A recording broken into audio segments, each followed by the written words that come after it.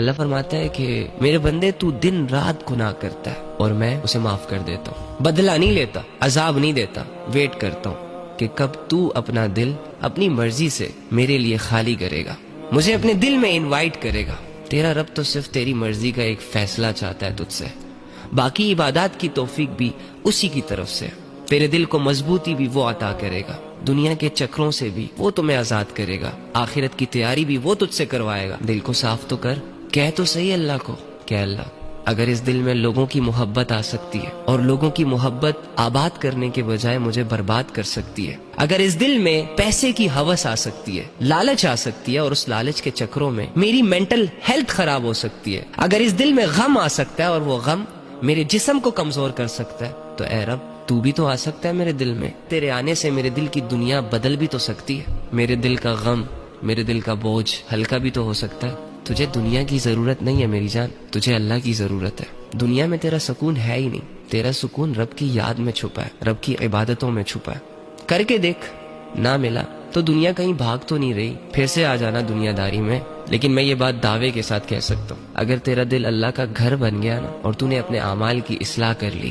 تو اللہ کے بغیر رہ نہیں پائے گا، اور اللہ رب العزت کے عرش کے سائے کے نیچے وہ جوان کھڑا ہوگا جس نے جوانی میں اللہ کی عبادت کی ہوگی۔ سو یہ جو جوانی کا ٹائم پیریڈ ہے یہ بہت ہی قیمتی ہے،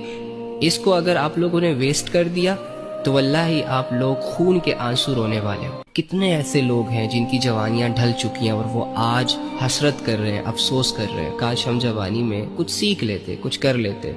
لیکن ان کی جوانیاں ڈھل چکی ہیں، واپس نہیں آ سکتی۔ اور آج جن کی جوانیاں ہیں اگر انہوں نے بھی غفلتیں کی، ظلم کیا، گناہوں میں اسے گزار دیا تو یہ بھی حسرت کرنے والے ہیں، ان کو بھی افسوس ہوگا کہ ہم نے اپنی جوانی کو بہت چھوٹی چھوٹی چیزوں میں ضائع کر دیا، حالانکہ ہم جوانی میں عبادتیں کر سکتے تھے، وہ عبادتیں کہ جو اللہ کو سب سے زیادہ محبوب ہے۔ ہم توبہ کر سکتے تھے، ہم گناہوں سے خود کو روک سکتے تھے، لیکن دوسری جانب کچھ لوگ ایسے ہیں جو جوانی کو غنیمت سمجھ رہے ہیں، پلس پوائنٹ سمجھ رہے ہیں، وہ علم کی راہوں پر چل پڑے، وہ اللہ کی عبادتوں میں مصروف ہو گئے، وہ گناہوں سے بچتے ہیں، اور جب وہ گناہ کر لیتے ہیں تو توبہ کی طرف بڑھتے ہیں۔ سو ان کی جوانیاں ان کے کام آئیں گی۔ کتنے ایسے لوگ ہیں جو پڑے پڑے اپنی جوانیوں کو ضائع کر رہے ہیں، کسی گناہوں میں انوالو ہو کر اس گناہوں کی لذتوں کو اویل کر رہے ہیں اور بدلے میں اللہ کے تعلق کو گنوا رہے ہیں۔ تو ایسا نہیں ہونا چاہیے۔ جوانی کی اس قربانیوں کا صلہ ہمیں یہ ملے گا کہ اللہ رب العزت ہماری دنیا اور آخرت دونوں بنائے گا۔